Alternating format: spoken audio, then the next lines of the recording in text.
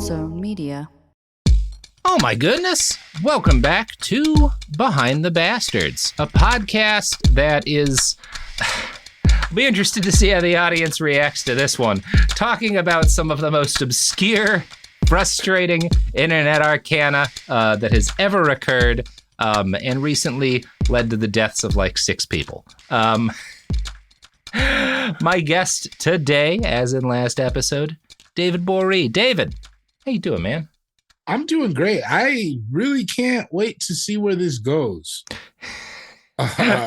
Yeah, I feel like anything could happen at this point.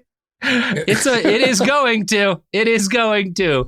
A lot of frustrating things are going to happen. This is an iHeart podcast. Guaranteed human. This episode sponsored by Vita Hustle. Why aren't you eating right? Because eating right is hard? Because it isn't. Kevin Hart fixed it 4 damn years ago with The One. The One is Vita Hustle's game-changing, meal-replacing super shake. Inspired by Kevin Hart's passionate belief that we all have the right to eat right. Kevin Hart is referring to himself in the third person because he's fired up. Because The One just passed 5 million super shakes sold. 5 million. Just a quick gut-healthy glass of The One gives you all the proteins, all the greens, and all the vitamins and more. One shake, no chaos. Listeners get 20% off their first purchase at VitaHustle.com. Go to VitaHustle.com. That's VITA Hustle.com. Talking to your kids about the dangers of vaping can be hard. Getting them to listen to hot gossip is easy. So here's some drama you could share with your kid.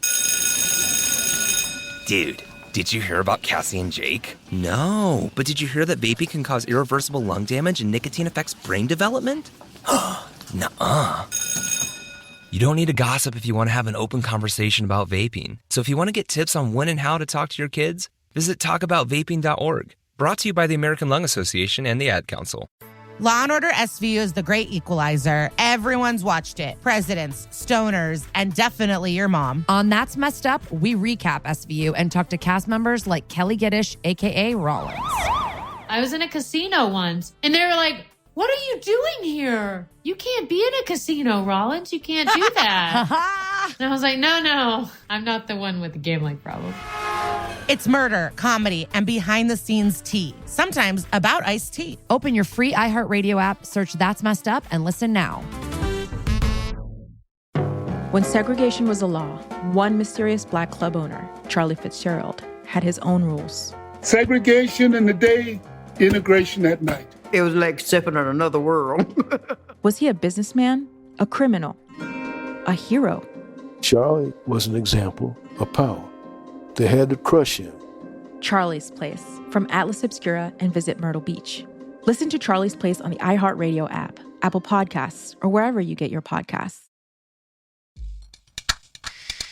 So we had kind of left off by setting up the Rationalists, where they came from, some of the different strains of thought and beliefs that come out of their weird thought experiments. And now we are talking about a person who falls into this movement fairly early on and is going to be the leader of this quote unquote group, the Zizians, who were responsible for these murders that just happened. Ziz LaSota was born in 1990 or 1991. I don't have an exact birth date. She's known to be 34 years old as of 2025. So it was somewhere in that field. She was born in Fairbanks, Alaska, and grew up there as her father worked for the University of Alaska as an AI researcher.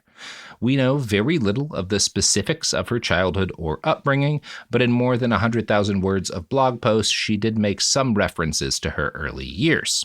She claims to have been talented in engineering and computer science from a young age, and there's no real reason to doubt this.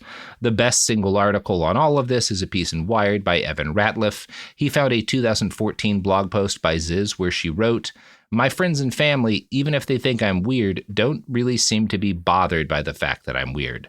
But one thing I can tell you is that I used to de-emphasize my weirdness around them, and then I stopped and found that being unapologetically weird is a lot more fun." Now, it's important you know, Ziz is not the name this person is born under. She's a trans woman, and so I'm like using the name that she adopts later, but she is not transitioned at this point. Like this is when she's a kid, right?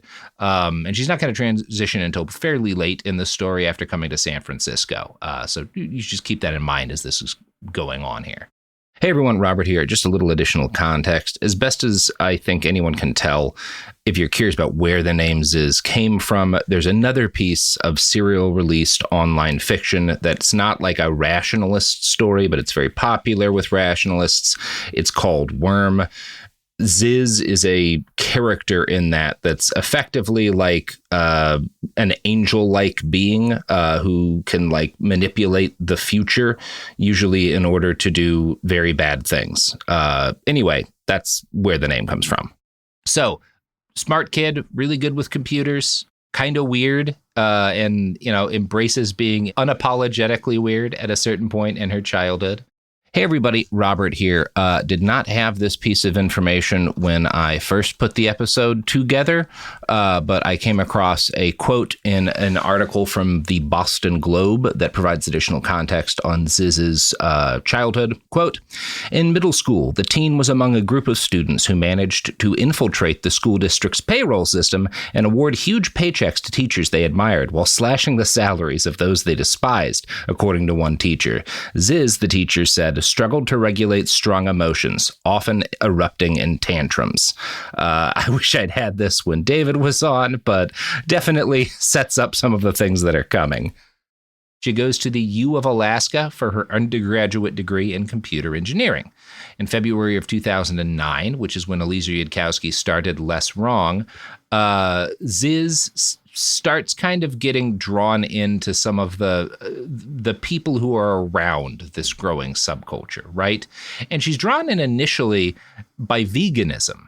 So Ziz becomes a vegan at a fairly young age. Her family are not vegans, and she's obsessed with the concept of animal sentience, right? Of the fact that like animals are thinking and feeling beings just like human beings. And a lot of this is based in her interest in kind of foundational rationalist. A lot of this is based in her interest of a foundational rationalist and EA figure, a guy named Brian Tomasic. Brian is a writer and a software engineer, as well as an animal rights activist. And as a thinker, he's what you'd call a long-termist, right? Which is, pretty tied to the EA guys. These are all the same people using like kind of different words to describe the aspects of what they believe. His organization is the Center on Long-Term Risk, which is a think tank he establishes that's at the ground floor of these effective altruism discussions. And the goal for the Center of Long-Term Risk is to find ways to reduce suffering on a long timeline. Tomasic is obsessed with the concept of suffering, and specifically obsessed with suffering as a mathematical concept. So when I say to you, I want to end suffering, you probably think like, oh, you want to like, go help people who don't have like access to clean water or like who have like worms and stuff that they're dealing with, have access to medicine. That's what normal people think of, right? Maybe try to improve access to medical care, that sort of stuff. Tomasic thinks of suffering as like a mass, like an aggregate mass that he wants to reduce in the long term through actions, right? It's a numbers game to him, in other words.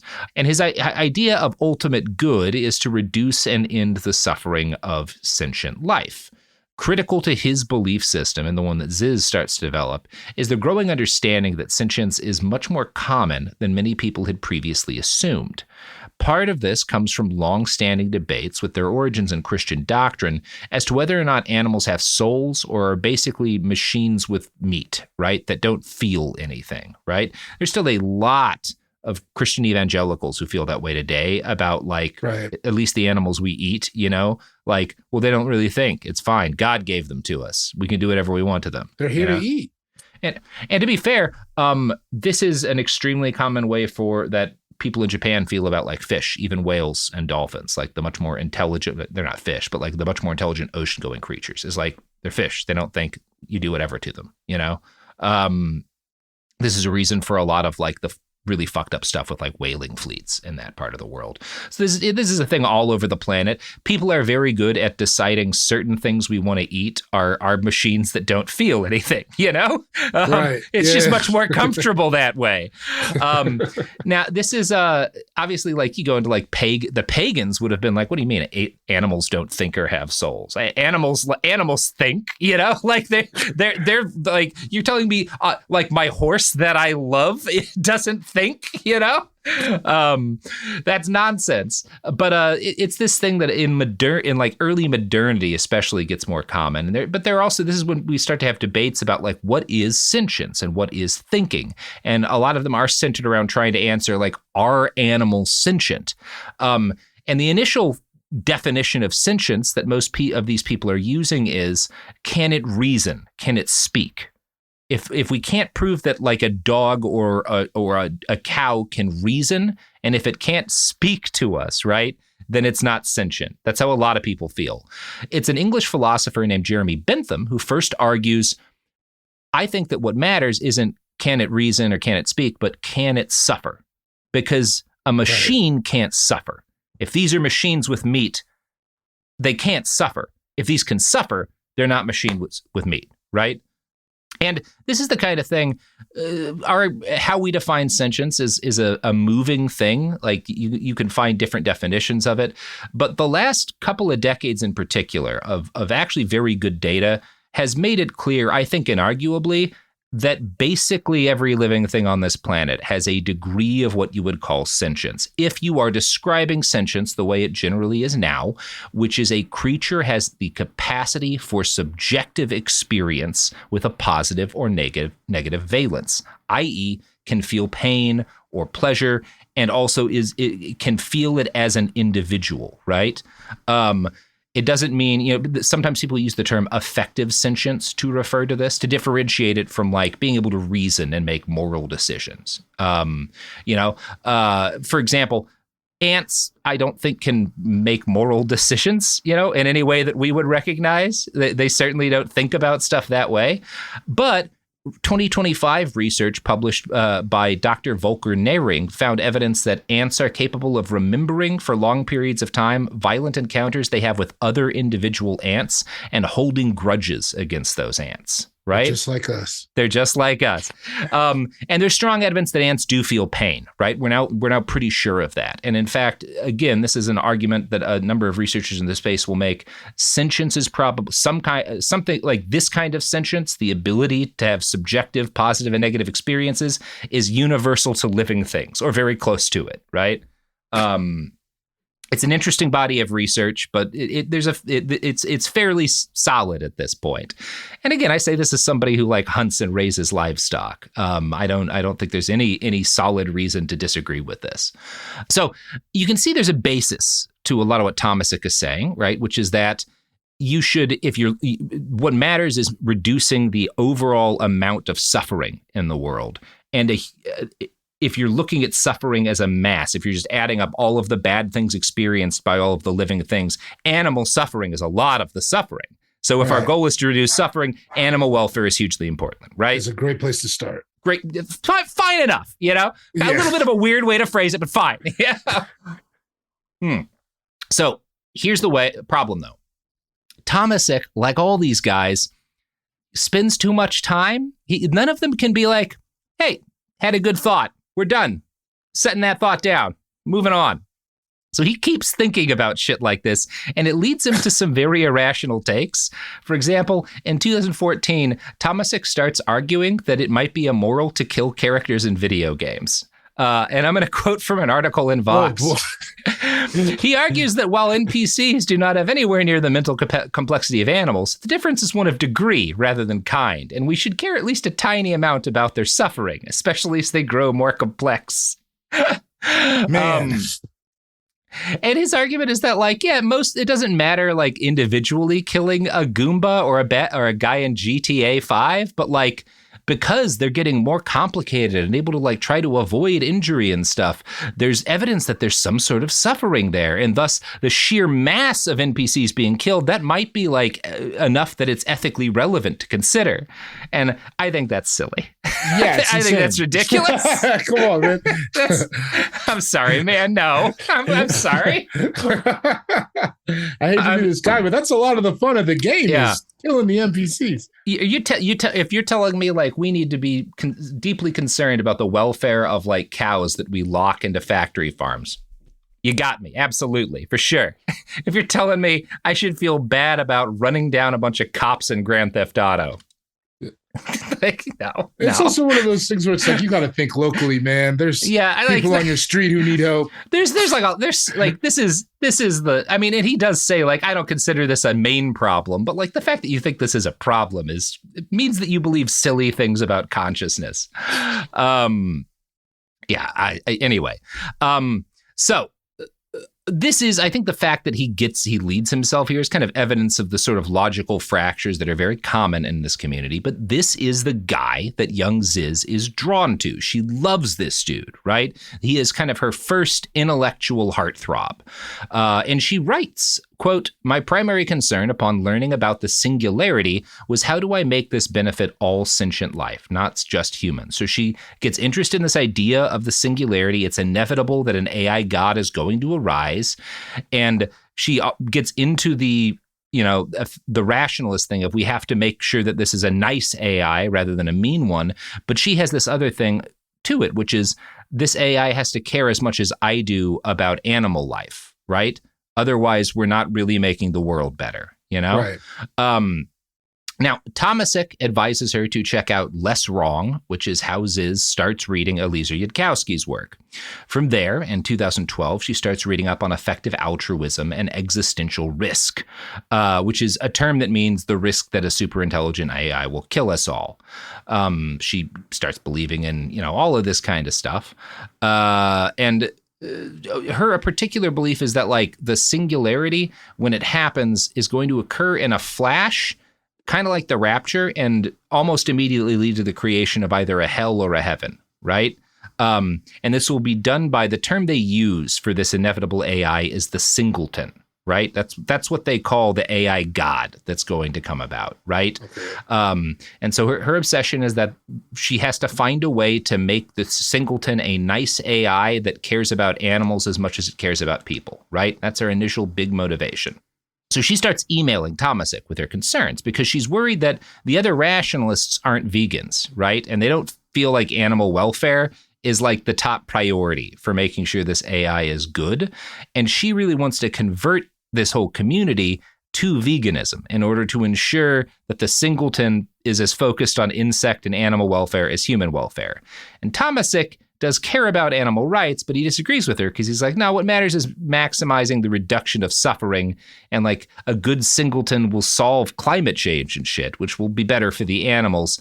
And if we focus on trying to convert everybody in the rationalist space to veganism, it's going to stop us from accomplishing these bigger goals, right?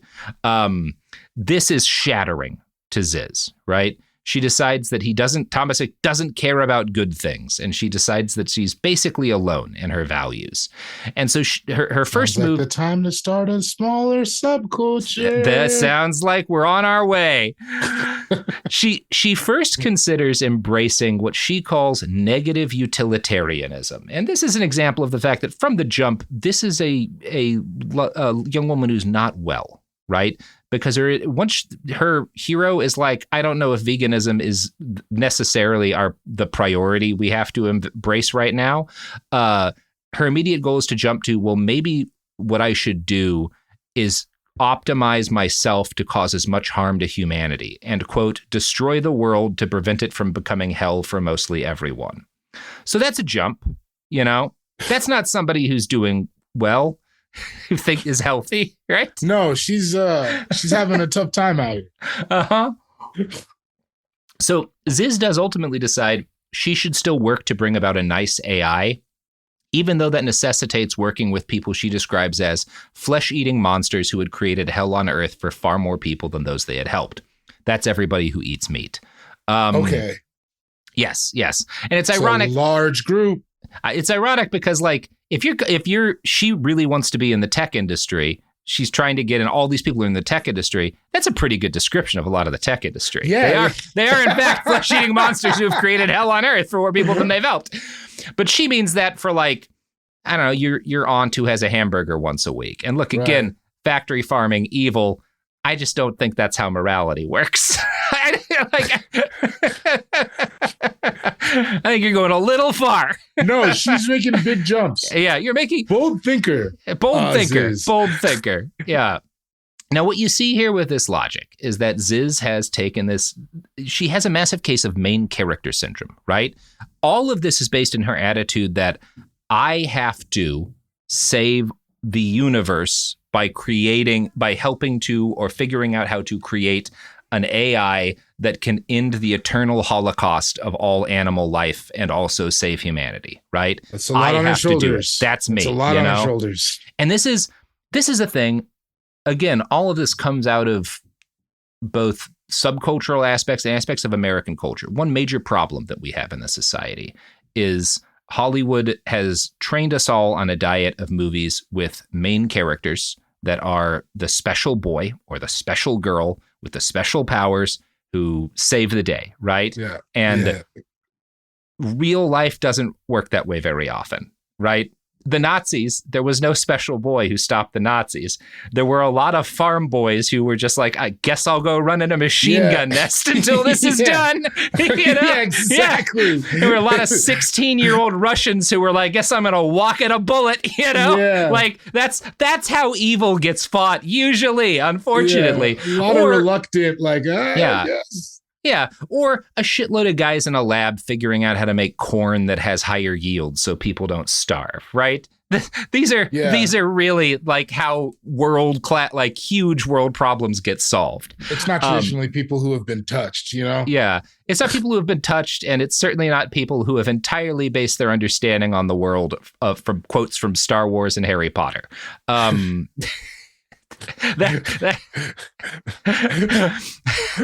So some of this comes from just like, this is a normal deranged way of thinking that happens to a lot of people in just Western. I think a lot of this leads to why you get very comfortable middle-class people joining these very aggressive fascist movements in the West, like in Germany. It's like middle-class people, mostly like middle-class and upper middle-class people in the U.S., especially among like these street-fighting, Proud Boy types. It's not because they're like suffering and desperate. They're not starving in the streets. It's because they're bored and they want to feel like they're fighting an epic war against evil. Yeah, I mean, you want to fill your time with importance, right? Right. Regardless of what you do, you want to feel like you have a cause worthy of fighting for. So in that, I guess I see how you got here. Yeah. So there's a piece. I mean, I think there's a piece of this that originates just from this is something in our culture, but there's also a major chunk of this gets supercharged by the kind of thinking that's common in EA and rationalist spaces. Because so rationalists and effective altruists are not ever thinking like, hey, how do we as a species fix these major problems, right? They're thinking, how do I make myself better, optimize myself to be incredible? And how do I fix the major problems of the world alongside my mentally superpowered friends, right? These are very individual focused philosophies and attitudes, right? And so they do lend themselves to people who think that we are heroes who are uniquely empowered to save the world. Ziz writes, I did not trust most humans' indifference to build a net positive cosmos, even in the absence of a technological convenience to prey on animals. So I'm the only one who has the mental capability to actually create the net positive cosmos that needs to come into being. All of her discussion is talking in terms of I'm saving the universe, right? And a lot of that does come out of the way many of these people talk on the internet about the stakes of AI and just the importance of rationality. And again, this is something Scientology does. L. Ron Hubbard always couched getting people on Dianetics in terms of we are going to save the world and end war, right? This is, it's very normal for cult stuff. She starts reading around this time when she's in college, Harry Potter and the Methods of Rationality. This helps to solidify her feelings of her own centrality as a hero figure. In a blog post where she lays out her intellectual journey, she quotes a line from that fanfic of Yudkowsky's that is, it's essentially about what Yudkowsky calls the hero contract, right? It's essentially about this concept called the hero contract, right? And there's this this is a psychological concept among academics, right? And it's about about analyzing how we should look at the people who societies declare heroes and the communities that declare them heroes, and see them as in a dialogue, right? As in when a country decides this guy's a hero, he is, through his actions, kind of conversing to them, and they are kind of telling him what they expect from him, right? But Yudkowsky wrestles with this concept, right? And he comes to some very weird conclusions about it in one of the worst articles that I've ever read. He frames it as hero licensing to refer to the fact that people get angry at you if they don't think if you're trying to do something and they don't think you have a hero license to do it. In other words, if you're trying to do something like that they don't think you're qualified to do, he'll describe that as them not thinking you have like a hero license. And he writes this annoying article that's like a conversation between him and a person who's supposed to embody the community of people who don't think he should write Harry Potter fan fiction.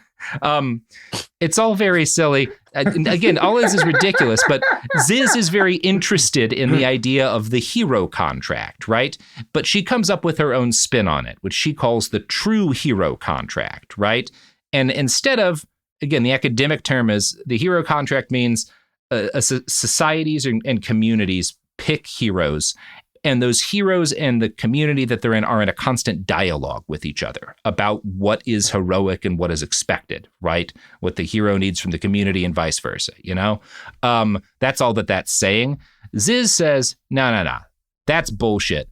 The real hero contract is, quote, pour free energy at my direction, and it will go into the optimization for good. Classic In other Ziz. words, classic Ziz. It's not a dialogue. If you're the hero, the community has to give you their energy and time and power, and you will use it to optimize them for good because they don't know how to do it themselves because they're not really able to think, Because they're not the hero. Because they're not the hero, right? You are. You are. You are the all-powerful hero. Mm-hmm. Now, this is a fancy way of describing how cult leaders think, right? Yeah. Everyone exists to pour energy into me, and I'll use it to do what's right, So this is where her mind is in 2012. But again, she's just a student posting on the internet and chatting with other members of the subculture at this point. That year, she starts donating money to MIRI, the Machine Intelligence Research Institute, which is a nonprofit devoted to studying how to create friendly AI. Yudkowsky founded MIRI in 2000, right? So this is his nonprofit think tank. In 2013, she finished an internship at NASA. So again, she's a very smart young woman, right? She gets an internship at NASA and she builds a tool for space weather analysis. So She's a person with a lot of potential. Very, as all of the stuff she's writing is dumb as shit. But again, intelligence isn't an absolute. People can be brilliant at coding and have terrible ideas about everything else. Yes, exactly. That. Yeah. I wonder if you think she's telling people at work? I don't think at this point she is, because she's super insular, right? She's very uncomfortable talking to people, right? Okay. She's going to kind of break out of her shell once she gets to San Francisco. Now, I don't know. She may have talked to some of them about this stuff, but I really don't think she is at this point. I don't think she's comfortable enough doing that. Yeah. So she also does an internship at the software giant Oracle. So at this point, you've got this young lady who's got a lot of potential, A real career as well. Yeah. The start of a very real career. That's a great starting resume for a 22-year-old. Yeah. Now at this point, she's torn. Should she go get a graduate degree, right?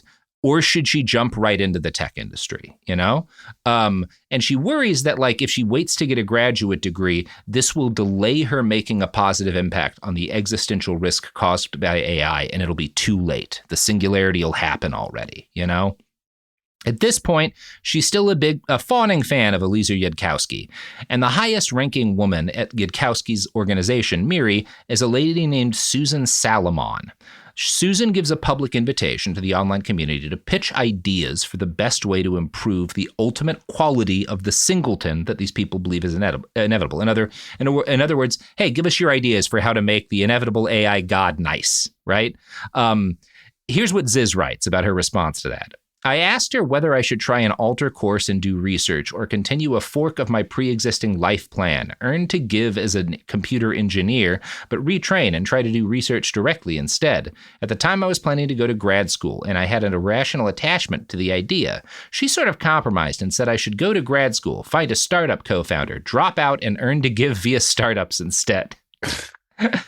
First off, bad advice, Susan. Bad advice. Just be Steve Jobs. Being Steve Jobs worked for Steve Jobs, well, and Bill Gates, I guess, to an extent. It doesn't work for most people. No. It seems like the general tech disruptor idea, you know? Mm-hmm. Yeah, and most people, these people aren't very original thinkers. Like, yeah, she's just saying, like, yeah, go do a Steve Jobs. So, Ziz does go to grad school. And somewhere around that time, in 2014, she attends a lecture by Eliezer Yudkowsky on the subject of inadequate equilibria, which is the title of a book that Yudkowsky had wrote about the time. And the book is about where and how civilizations get stuck. One reviewer, Brian Kaplan, who despite being a professor of economics must have a brain as smooth as a pearl, wrote this about it. Every society is screwed up. Eliezer Yudkowsky is one of the few thinkers on Earth who are trying at the most general level to understand why. And this is like, wow, God, that's please study the humanities a little bit. I mean, fuck, man, the first and most, one of the first influential works of his modern historic scholarship is The Decline and Fall of the Roman Empire. It's a whole book about why a society fell apart. And, like, motherfucker, more recently, Mike Davis existed. like Jesus Christ. I can't believe this guy continues to get traction. Nobody else is thinking about why society is screwed up, but Eliezer Yudkowsky. This man who wrote this Harry Potter novel. Mm-hmm. Yeah, no, I was trying to find another. I read through that Martin Luther King Jr. speech. Everything's good. Yeah. Oh boy. Oh my God. Like, motherfucker. So many people do nothing but try to write about why our society is sick, you know? On all levels, by the way. On all Everybody's levels. thinking about Everybody's it. thinking about this. Thinking about it. This is such a common subject of scholarship and discussion. From the bar room to the boardroom, it's what everyone's talking about, always. It would be like if I got really into, like, reading medical textbooks and was like, you know what? Nobody's ever tried to figure out how to transplant a heart. I'm going to write a book about how that might work. I think I got it. And I think I got it. I think I know. These fucking people. Should do that. So, yeah, speaking of these fucking people, have sex with... Nope. Well, that's not something. Nope. I don't know. Don't fuck. Listen to ads. Let's be honest. Buying cannabis shouldn't be complicated, sketchy, or low quality. That's why I want to tell you about Mood.com. That's MOOD.com. Mood ships federally legal cannabis straight to your door. No medical card, no hassle. And here's the kicker. The quality is better than anything you'll find at your local dispensary. Yeah, I said it. Whether you're into edibles, concentrates, flower, or just looking to explore, you'll find it all at Mood. And it's not just the variety that makes them stand out. Every product is sourced from small American-owned family farms that care deeply about what they grow. It's cannabis you can trust, delivered discreetly, and ready to elevate your mood. And because you're a listener, you get 20% off your first order.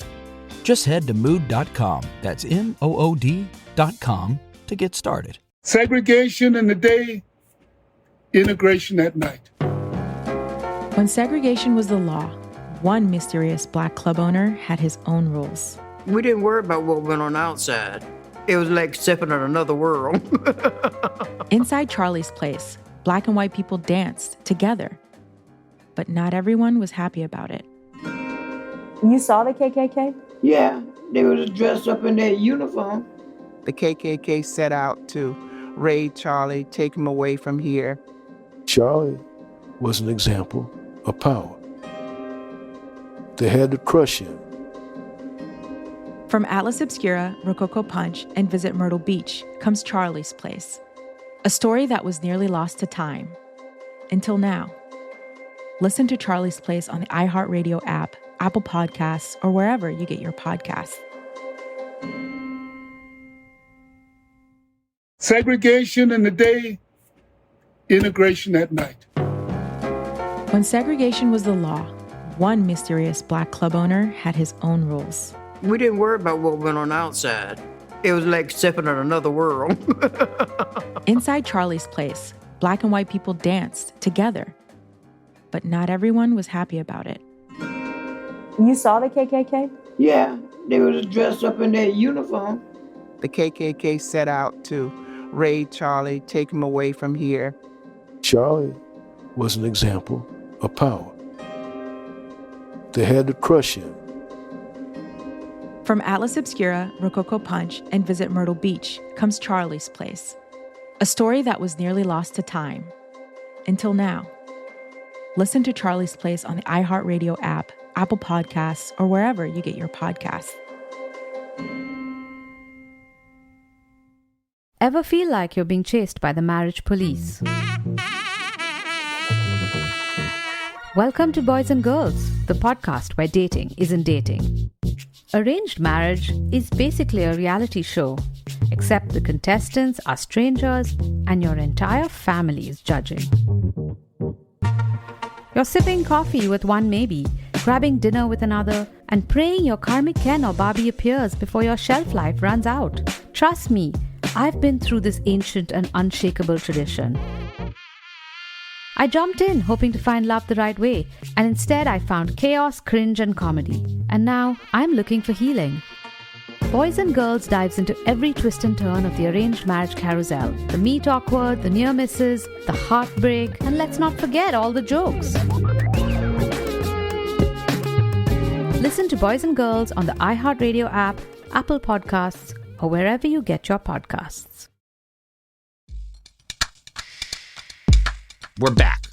So Ziz is at this speech where Yudkowsky is shilling his book, and he most of what he seems to be talking about in this speech about this book about why societies fall apart is how to make a tech startup.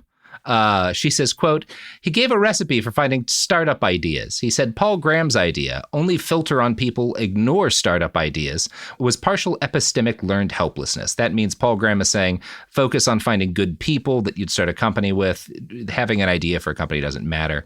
Yudkowsky says, of course startup ideas mattered. You needed a good startup idea. So look for a way in the world is broken. Then compare against a checklist of things you couldn't fix. You know, right? Like that's what this speech is largely about, is him being like, here's how to find startup ideas. So she starts thinking as hard as she can. And, you know, being a person who is very much of the tech brain industry rot at this point, she comes up with a brilliant idea. It's a genius idea. Oh, you're gonna love this idea, David. Uber for prostitutes. You're fucking with me. No, it's that's where she landed? She lands on the idea of, look. Oh, wow. Sex work is illegal, but porn isn't. So if we start an Uber whereby a team with a camera and a porn star come to your house and you fuck them and record it, that's a legal loophole. We just found out how to have legal prostitution. Is that not just the bang bus? She makes the bang bus the gig economy?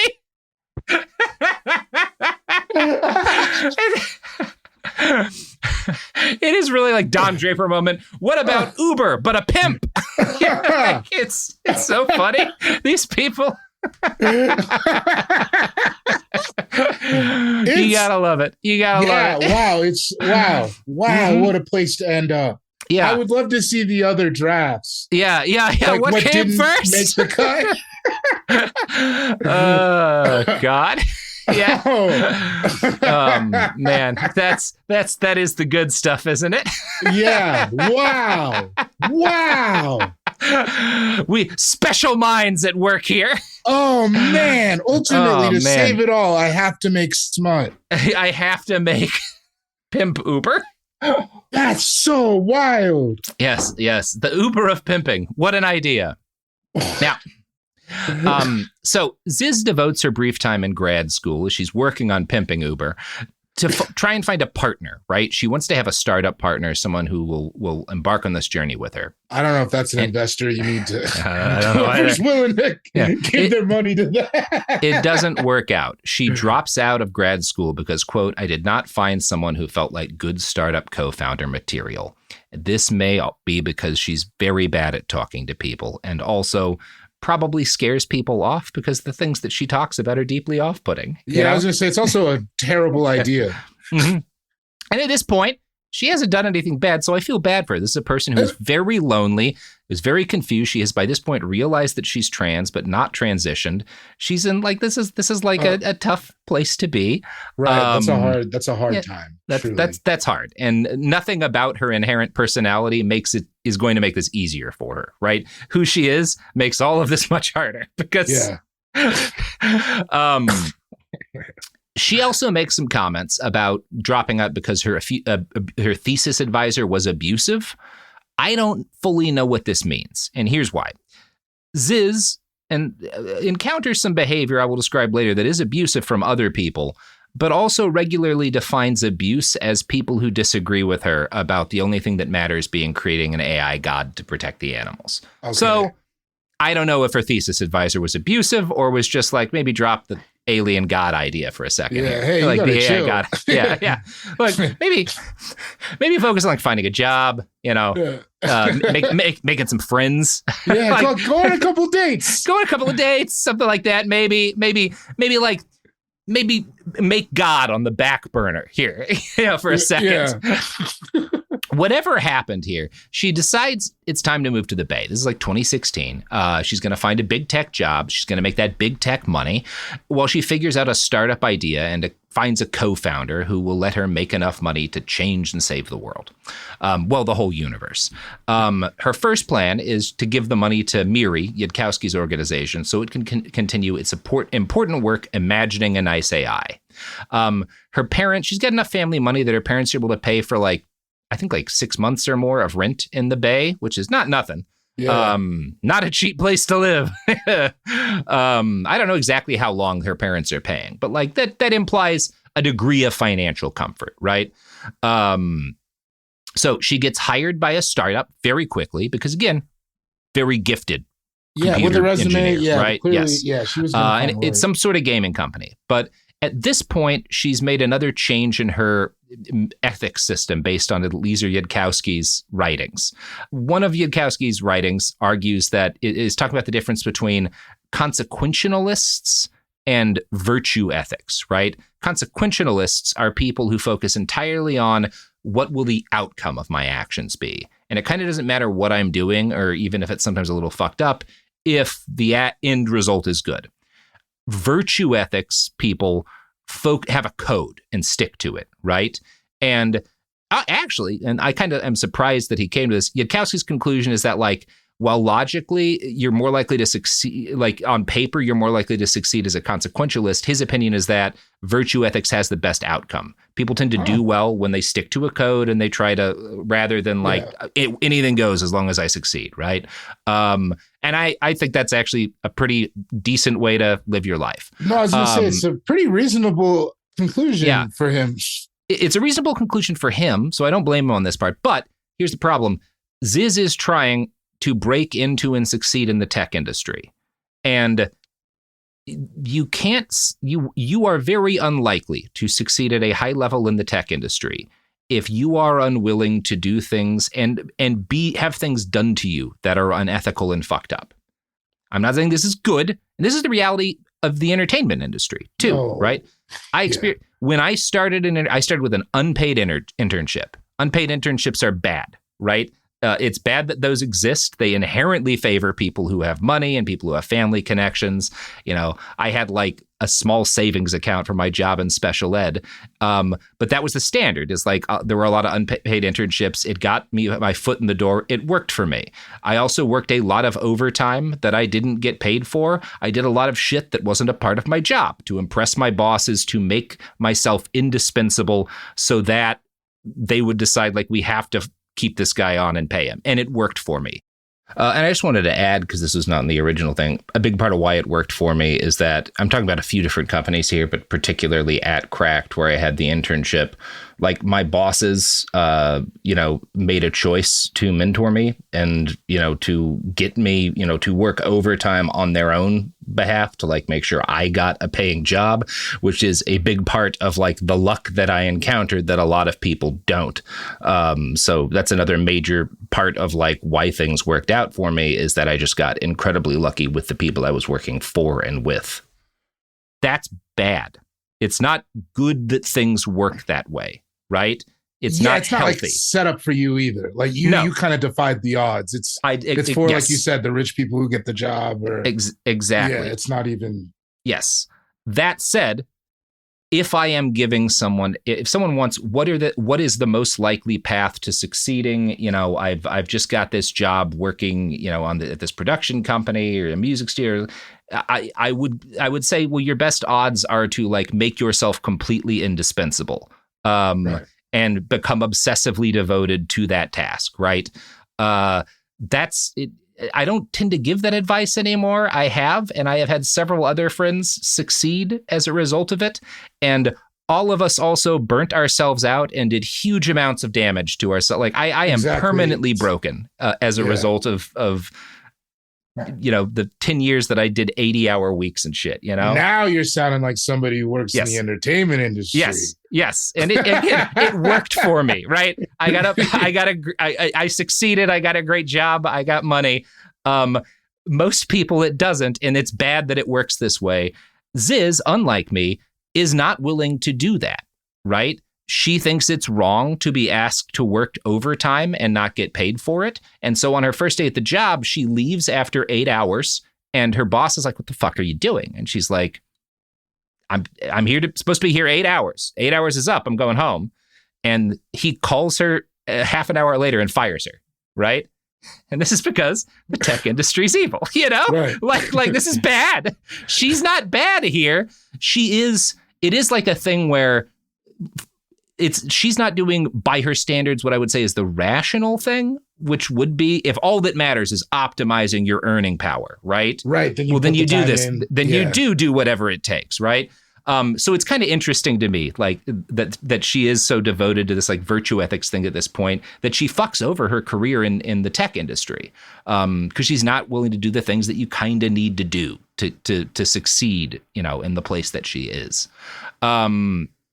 But it's interesting. I don't give her any shit for that. So she asks her parents for more runway to extend her time in the Bay. And then she finds work at another startup. But the same problems persist. Quote, they kept demanding that I work unpaid overtime, talking about how other employees just always put 40 hours on their timesheet no matter what. And this exemplary employee over there worked 12 hours a day. And he really went the extra mile and got the job done. And they needed me to really go the extra mile and get the job done. She's not willing to do that. And again, I hate that this is part of what drives her to the madness that leads to the cult and the killings. Because it's like, oh, honey, you're in the right. It's an evil industry. Yeah. You see a flash of where it could have gone well. Mm-hmm. There were chances for this to work out. No, you're 100% right. This is fucked up. It, you know what I mean? And that's super hard. I really respect that part of you. Oh, I'm so sad that this makes that culture. Yeah. I'm so sad that this is part of what shatters your brain. That really bums me out. Yeah. So first off, she's kind of starts spiraling, and she concludes that she hates virtue ethics. This is where she starts hating Yudkowsky, right?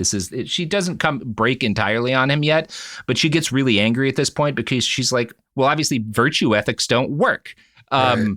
And she's been following this man at this point for years, right? Exactly. Yeah. So this is a very damaging thing to her that this happens. And, and again, as much as I'm blamed Yudkowsky, the culture of the Bay Area tech industry, that's a big part of what drives this person, to where she ends up, right? So that said, some of her issues are also rooted in a kind of rigid and unforgiving internal rule set. At one point, she negotiates work with a professor and their undergraduate helper. She doesn't want to take an hourly job, and she tries to negotiate a flat rate of $7K. And they're like, yeah, okay, that sounds fair, but the school doesn't do stuff like that, so you will have to fake some paperwork with me for me to be able to get them to pay you $7,000. And she isn't willing to do that. And that's the thing where it's like, no, I've had some shit where this was there was a stupid rule, and like in order for me or other people to get paid, we had to tell something else to the company. That's just knowing how to get by. Yeah, that's living in the world. You did the hard part. Yeah. They said they were going to do it. They said they'd do it. Yeah, that's like, they already said, we don't do this. That's where you're like, all right. Yeah, you can't get by in America if you're not willing to lie on certain kinds of paperwork, right? That's the game. Our president does all the fucking time. He's the king of that shit. So at this point, Ziz is stuck in what they consider a calamitous situation. The prophecy of doom, as they call it, is ticking ever closer, which means the bad AI that's going to create hell for everybody. Her panic over this is elevated by the fact that she starts to get obsessed with Rocco's basilisk at this time. Oh, no. I know. Worst thing for her to read. Come on. What they call it, an info hazard? An info hazard, She should have heeded the warnings. Yep. And a lot of the smarter rationalists are just annoyed by it. Again, Yudkowsky immediately is like, this is very quickly decides it's bullshit and bans discussion of it. He argues there's no incentive for a future agent to follow through with that threat because by doing so, it just expends resources at no gain to itself, which is like, yeah, man, a hyperlogical AI would not immediately jump to, I must make hell for everybody who didn't code me. That's just crazy. There's some steps skipped. Yeah. Only humans are ill in that way. That's the funny thing about it is it's such a human response to it. Yeah. Right. Now, when she encounters the concept of Rocco's basilisk at first, Ziz thinks that it's silly, right? She kind of rejects it and moves on.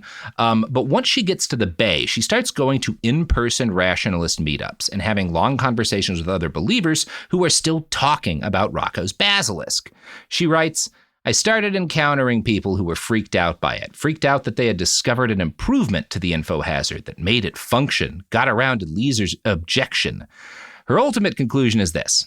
If I persisted in trying to save the world, I would be tortured until the end of the universe by a coalition of all unfriendly AIs in order to increase the amount of measure they got by demoralizing me. Even if my System 2 had good decision theory, my System 1 did not, and that would damage my effectiveness.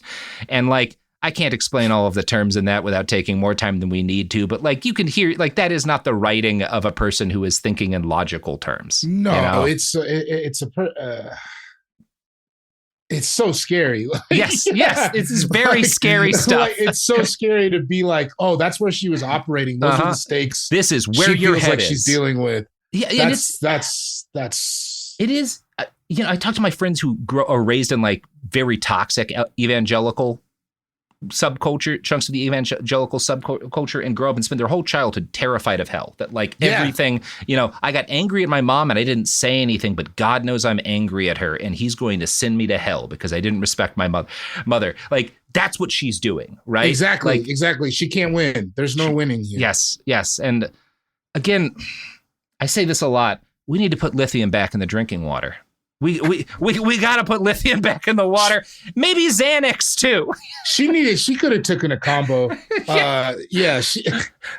rid of that. Before it gets to where it gets, at this point, you really feel for her and living like that every day. Yeah. She's so scared. And that this is what she's doing. She is the therapy needingest woman I have ever heard of at this point. Oh my God. She just needs to talk to a lot of people. Again, the cult, the thing that happens to cult members has happened to her, where the whole language she uses is incomprehensible to people. I had to talk to you for an hour and 15 minutes so you would understand parts of what this lady says, right? Exactly. Because you have to, because it's all nonsense if you don't do that work. Exactly. She's so spun out at this point. It's like, how do you even get back? Yeah. How do you even get back? Yeah. So she ultimately decides, even though she thinks she's doomed to be tortured by unfriendly AIs, evil gods must be fought. If this damns me, then so be it. She's very heroic. She sees herself that way, right? Yes. Yeah. And even like just with her convictions and things, she does it. She's a woman of conviction. You really can't take that away from her. Those convictions are nonsense. No, that's the problem. But they're there. Yeah. They're based on an elaborate Harry Potter fan fiction. Yeah. Book. It's like David Icke, the guy who believes in like literal lizard people, and everyone thinks he's like talking about the Jews, but like, no. It's just lizards. It's exactly that, where it's just like you want to draw something so it's not nonsense, and then you realize, no. And like David, he's made like a big rant against how Elon Musk is like evil for what all these people he's hurt by firing the whole federal government. And people were shocked. And it's like, no. David Icke believes in a thing. It's just crazy. Yeah. Like, those people do exist. Here we are talking about them. And here we are talking about them. Some of them run the country. Well, actually, I don't know how much all of those people believe in anything. But no, I don't think they're flying any flag. Yeah. Yeah, speaking of people who believe in something, our sponsors believe in getting your money.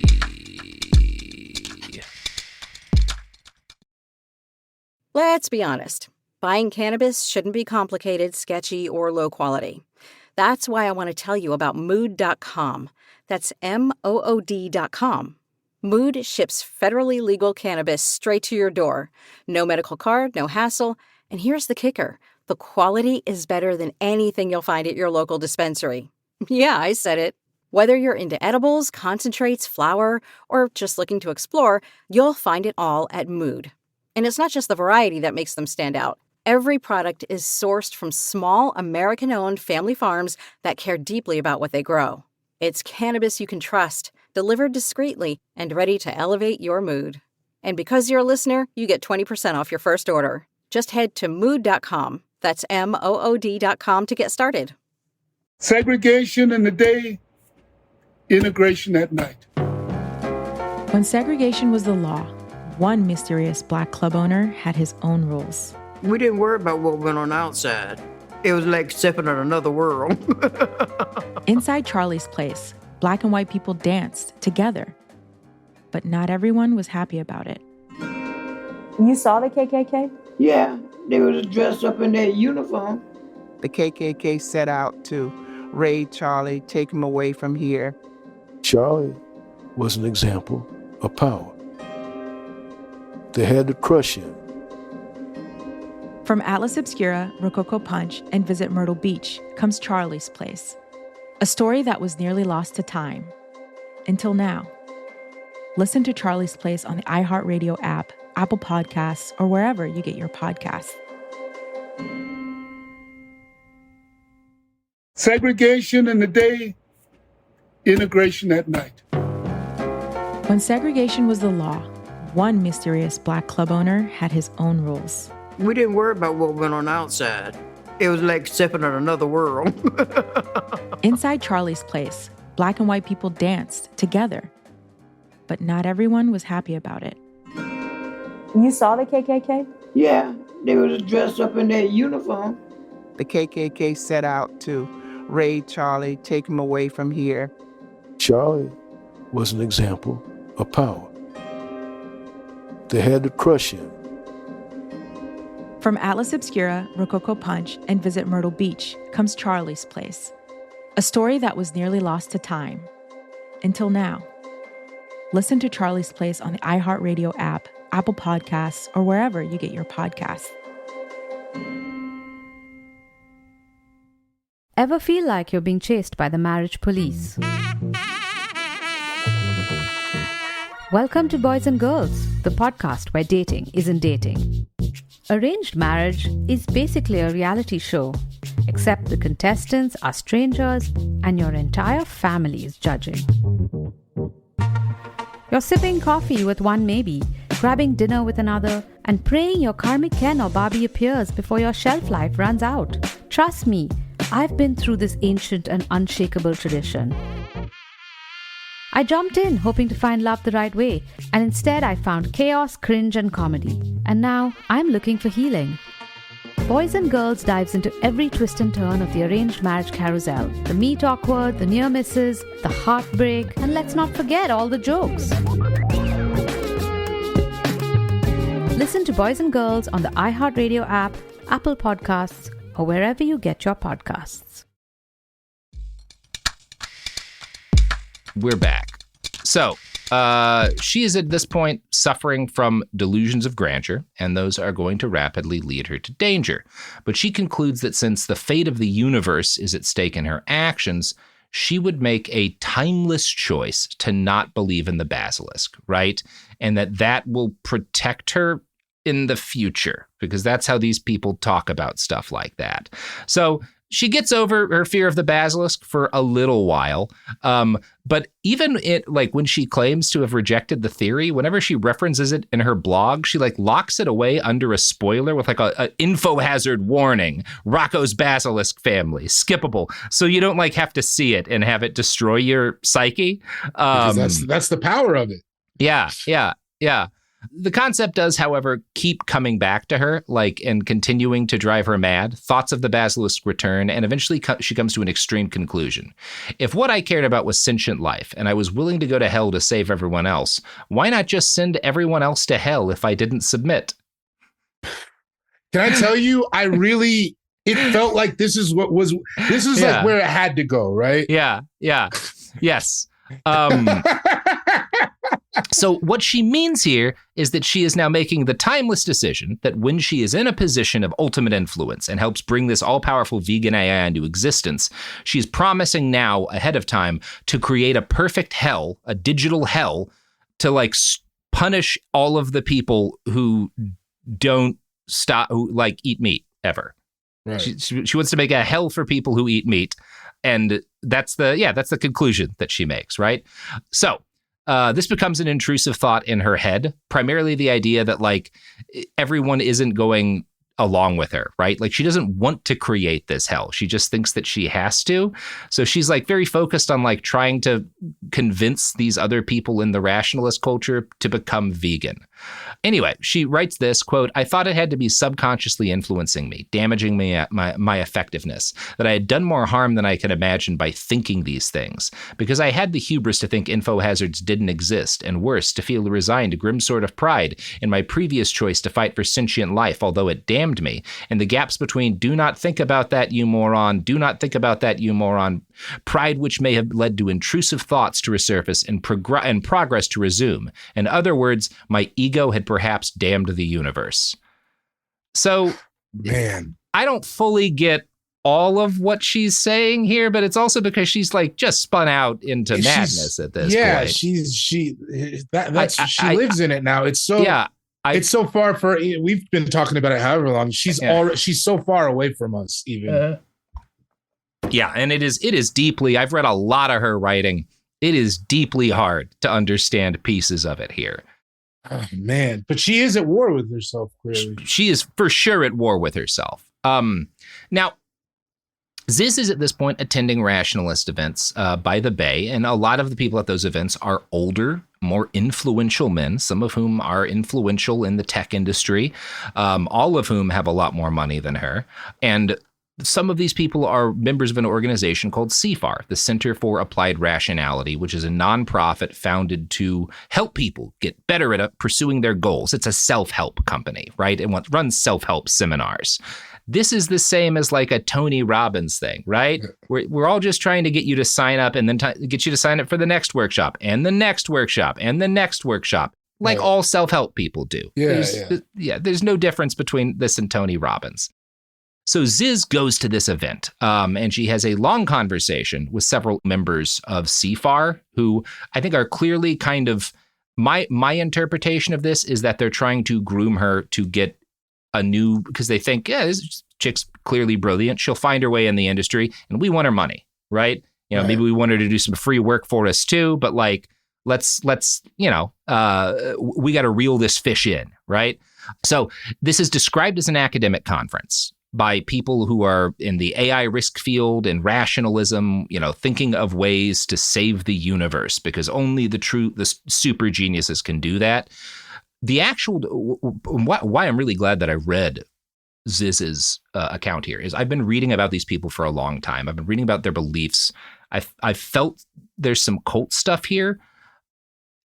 When Ziz laid out what happened at this seminar, this self-help seminar put on by these people very close to Yudkowsky, it's almost exactly the same as a Synanon meeting.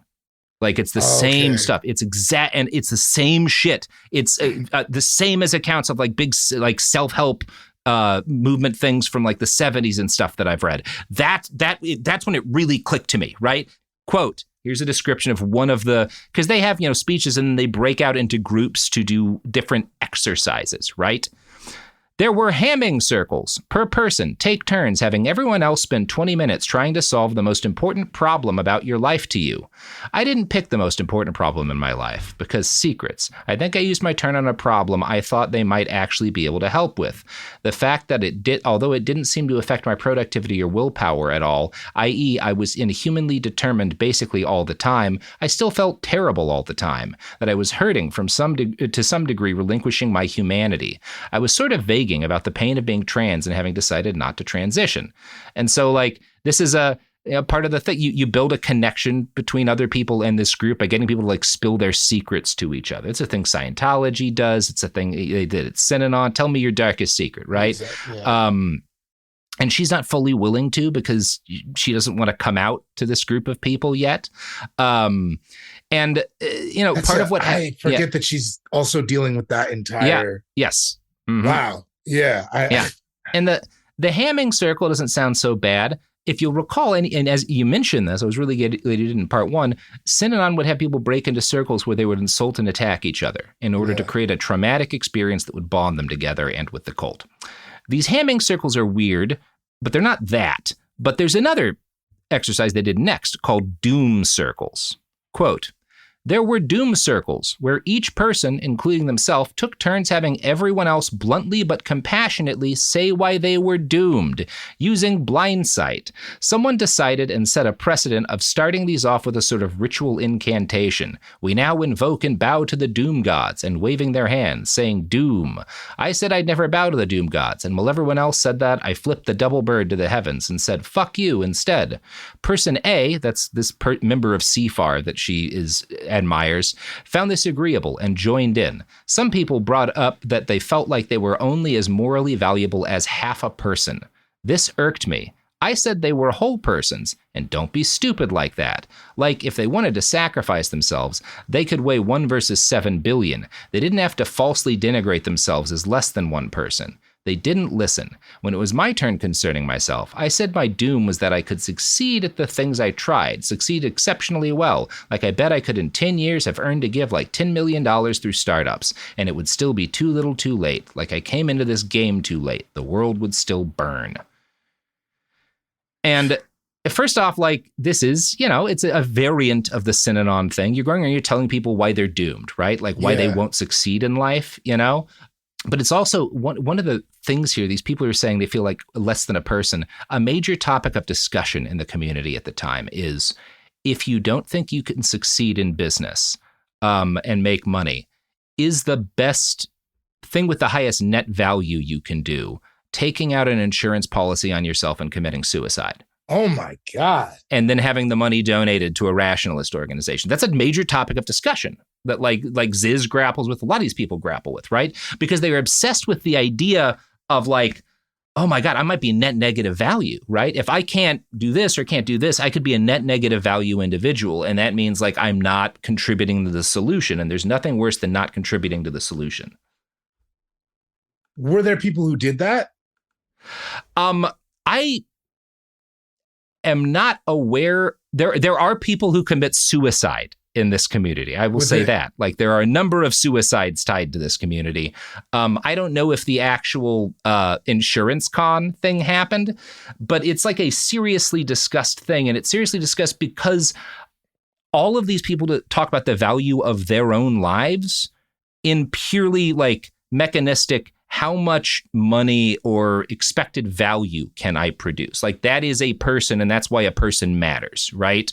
And the term they use is morally valuable, right?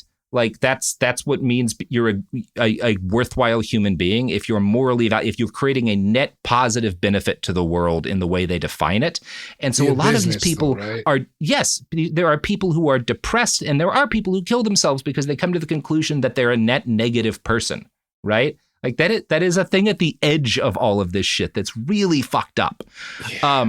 And that's what this doom circle is about, is everybody like flipping out over, I'm like, and telling each other, I think you might be as morally valuable as half a person, right? Like, that's, people are saying that, right? Like, that's what's going on here, you know? Like, it's not the synonym thing of like screaming like you're using the F slur a million times or whatever, but it's very bad. No, this is like awful. For like one thing, I don't know. My feeling is you have inherent value because you're a person. Yeah, that's a great place to start. You know, this is also leading people to destroy themselves. Like, it's not even. It's such a bleak way of looking at things. It's so crazy too. Where were these I just, in my head, I'm like, this is just happening in like a ballroom at a Radisson? I think it is. Or convention center, there's different kind of public spaces. I don't know. Like, honestly, if you've been to like a fucking anime convention or a Magic the Gathering convention somewhere in the Bay, you may have been in one of the rooms they did these in. I don't know exactly where they hold this. So the person A mentioned above, this like person who's like affiliated with the organization that I think is a recruiter looking for young people who can be cultivated to pay for classes, right? This person, it's very clear to them that Ziz is at the height of her vulnerability. And so he tries to take advantage of that. So he and another person from the organization engage Ziz during a break. Ziz, who's extremely insecure, asks them point blank, what do you think my net value ultimately will be in life? Right. And again, there's like an element of this that's almost like rationalist Calvinism, where it's like it's actually decided ahead of time by your inherent immutable characteristics. You know, if you are a person who can do good. Quote, I asked person A if they expected me to be net negative. They said yes. After a moment, they asked me what I was feeling or something like that. I said something like dazed and sad. They asked why sad. I said I might leave the field as a consequence and maybe something else. I said I needed time to process or think. And so she goes home after this guy saying like, yeah, I think your life's probably net negative value, and sleeps the rest of the day. And she wakes up the next morning and comes back to the second day of this thing. Ziz goes back and she tells this person, okay, here's what I'm going to do. I'm going to pick a group of 3 people at the event I respect, including you. And if 2 of them vote that they think I have a net negative value, quote, I'll leave EA and existential risk and the rationalist community and so on forever. I'd transition and move probably to Seattle. I heard it was relatively nice for trans people, and there do what I could to be a normie, retool my mind as much as possible to be stable, unchanging, and a normie. Gradually abandon my Facebook account and email. Use a name change as a story for that. And God, that would have been the best thing for her. You see like the sliver of hope. Like, yeah. Oh, man. She sees this as a nightmare, right? This is the worst case scenario for her, right? Because you're not she's part so of spun out, right? You're not part of you're not part of the cause, you know? You have no involvement in the great quest to save humanity. That's worse than death almost, right? That's its own kind of hell though, right? To think that you have this enlightenment and then you weren't good enough to participate. And she talks your best efforts. That's a lot about how I'd probably just kill myself. You know, that's the logical thing to do. It's so fucked up. It's so fucked up. And also, if she's trying to live a normal life as a normie, and she refers to like being a normie as like just trying to be nice to people, because again, that's useless.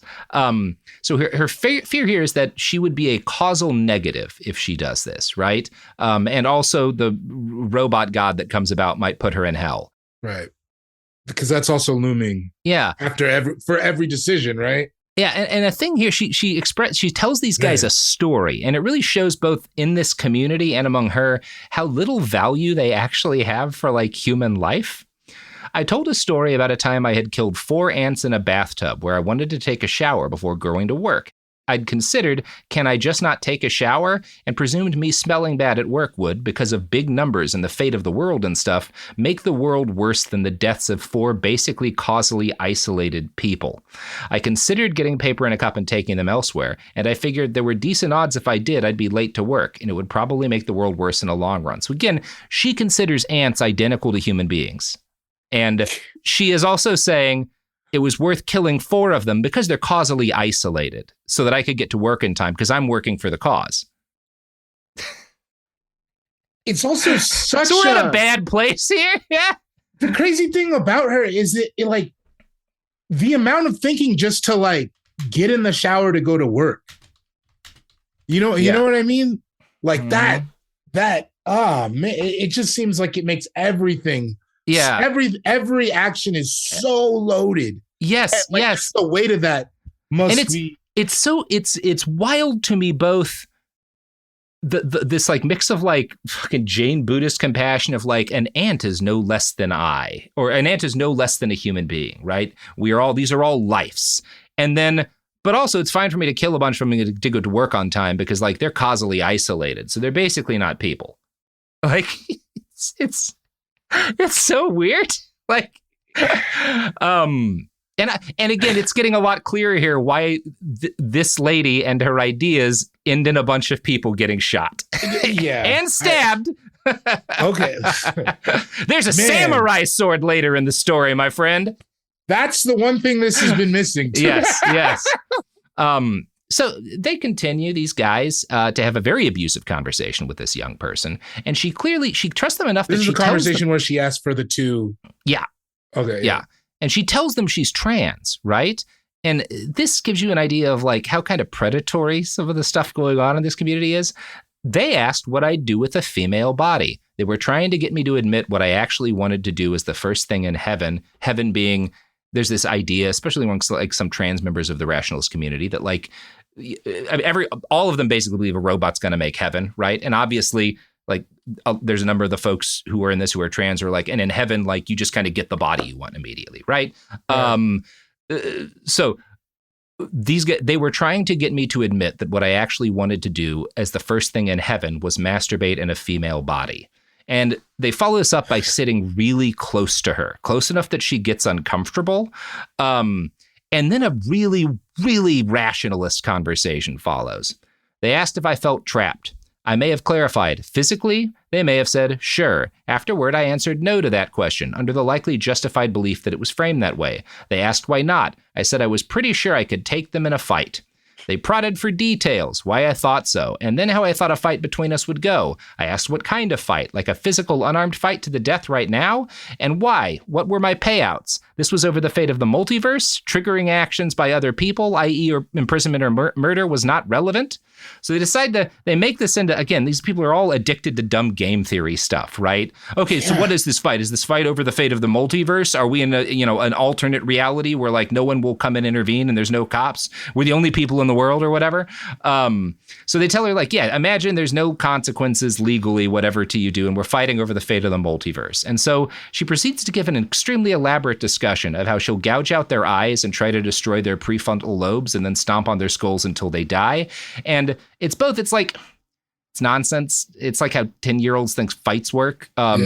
It's also, it's based on this game theory attitude of fighting that they have, which is like, you have to make this kind of timeless decision that any fight is, you're just going to murder. You have to go with the hardest confrontation, right? Yes. So it would have to be the most violent. Yes. Because that will make other people not want to attack you, as opposed to like what normal people understand about like real fights, which is if you have to do one, if you have to, you like try to just like hit him somewhere that's going to shock them and then run like a motherfucker. Yeah, right? Man, you get the piss out of there as fast as possible. Yeah, like if you have to, like ideally just run like a motherfucker, but if you have to strike somebody, go for the eye and then run like a son of a bitch, but there's no run like a son of a bitch here, because the point in part is this like timeless decision to, anyway. This tells you a lot about the rationalist community. So she tells these people, she explains in detail how she would murder them if they had a fight right now. As they're like scooted in next to her. Super close, having just asked her about masturbation. Here's their first question. Quote, they asked if I'd rape their corpse. Part of me insisted this was not going as it was supposed to, but I decided inflicting discomfort in order to get reliable information was a valid tactic. In other words, them trying to make her uncomfortable to get info from her, she decides is fine. Also, the whole discussion about raping their corpses is like, well, if you rape, obviously, like if you want to have the most extreme response possible that would like make other people unlikely to fuck with you, knowing that you'll violate their corpse if you kill them is clearly the like, and like that really is that. Okay, sure. I love rational thought. Oh man. This is crazy. Sorry, this is so crazy. It's so nuts. So then they talk about psychopathy. One of these guys had earlier told Ziz that they thought she was a psychopath. But here's the thing. Told her that. He told her that. Doesn't mean what it means both to actual like clinicians, because psychopathy is a diagnostician, or like what normal people mean. To rationalists, a lot of them think psychopathy is a state you can put yourself into in order to maximize your performance in certain situations. Because they've again, there's some like popular books that are about like the psychopath's way, the dark triad, and like, well, these are the people who led societies in the toughest times, and so like you need to optimize and engage in some of those behaviors if you want to win in these situations. Based on all of this, Ziz brings up what rationalists call the Gervais principle. Now, this started as a tongue-in-cheek joke describing a rule of office dynamics based on the TV show The Office. When you said it, I was like, there's no way. Yes, it's Ricky Gervais, yes. And the idea is that in office environments, psychos always rise to the top. This is supposed to be like a negative observation. Like the person who wrote this initially is like, yeah, this is how offices work, and it's like why they're bad. It's an extension of the Peter principle. And these psychopaths put like dumb and incompetent people in positions below them for a variety. It's trying to kind of work out why in which like offices are often dysfunctional, right? It's not like the original Gervais principle thing is like not a bad piece of writing or whatever. But Ziz takes something insane out of it. I described how the Gervais principle said sociopaths give up empathy, as in a certain chunk of social software, not literally all hardware accelerated modeling of people, not necessarily compassion, and with it happiness, destroying meaning to create power. Meaning, too, I did not care about. I wanted this world to live on. So she tells them she's come to the conclusion, I need to make myself into a psychopath in order to have the kind of mental power necessary to do the things that I want to do. And she largely justifies this by describing the beliefs of the Sith from Star Wars. Because she thinks she needs to remake herself as a psychopathic evil warrior monk in order to save all of creation. Yeah, no, of course. Yep. So this is her hitting her final form. And true to fact, these guys are like, they don't say it's a good idea, but they're like, okay, yeah, that's not the worst thing you could do. Sure. Like, I think the Sith stuff kind of weird, but making yourself a psychopath makes sense. Sure. Yeah, of course. I know a lot of guys who did that. That's literally what they say, right? And then they say that also, I don't even think that's what they say that because the next thing they say, this guy, person A, is like, look, the best way to turn yourself from a net negative to a net positive value, I really believe you could do it. But to do it, you need to come to 10 more of these seminars and keep taking classes here, right? Right. Of course. Right. Yeah. Here's a quote from them, or from Ziz. She's conditional on me going to a long course of circling like these two organizations offered, particularly a 10-weekend one. Then I probably would not be net negative. So things are going good. This is, Fuck. Yeah. Great. How much does 10 weekends cost? I don't actually know. I don't fully know with this. It's possible some of these are like, some of the events are free, like, but the classes cost money, but it's also a lot of it's like there's donations expected, or by doing this and being a member, it's expected you're going to tithe, basically. That's what I was thinking. It seems like they're investing 50% of your income, right? More than they're like worried about this money at the top. I mean, I don't know, the format, is she not going to be like super suspicious that people are like, you know, faking it or like going over the top? She is. She gets actually really uncomfortable. They have an exercise where they're basically doing, you know, they're playing with love bombing, right? Where everyone's like hugging and telling each other they love each other. And she's like, I don't really believe it. I just met these people. So she is starting to, and she is going to break away from these organizations pretty quickly. But this conversation she have with these guys is a critical part of like why she finally has this fracture. Because number one, this dude keeps telling her you have a net negative value to the universe, right? And so she's obsessed with like, how do I, and it comes to the conclusion, my best way of being net positive is to make myself into a sociopath and a Sith Lord to save the animals, of course. It feels like the same thinking though as like the robot's gonna make hell. It seems to always come back to this idea of like, I think we just gotta be evil. Like, where it's like, well, I guess the only logical conclusion is doom. Yep. Yeah. It's like, it feels like it's a theme here. Yep. Anyway, you want to plug anything at the end here? I have a comedy special you can purchase on Patreon. It's called Birth of a Nation with a G. And you can get that at patreon.com/David Gborie. Excellent. All right, folks. Well, that is the end of the episode. David, thank you so much for coming on to our inaugural episode by listening to some of the weirdest shit we've ever talked about on this show. Yeah, this was, I'm going to be thinking about this for weeks. I mean, yeah. To be, I feel like it's kind of fair because your co-host, like Kermit, came on for the Elders of Zion episodes. Yeah. Okay. Well, I was initially going to kind of just focus on all of this would have been like half a page or so, you know, just kind of summing up. Here's the gist of what this believes. And then let's get to the actual cult stuff when like, you know, Ziz starts bringing in followers and the crimes start happening. But that that Wired article really covers all that very well. And that's the best piece. Most of the journalism I've read on these guys is not very well written. It's not very good. It does not really explain why they are, what they are or why they do it. So I decided, and the Wired piece is great. I know the Wired guy knows all of the stuff that I brought up here. It's an article. You have editors. He left out what he thought he needed to leave out. I don't have that problem. And I wanted to really, really deeply trace exactly where how this lady's mind develops and how that intersects with rationalism. Because it's interesting and kind of important and bad. Yeah. Okay. It is so interesting. Anyway, thanks for having a head fuck with me. All right, that's it, everybody. Goodbye. Behind the Bastards is a production of Cool Zone Media.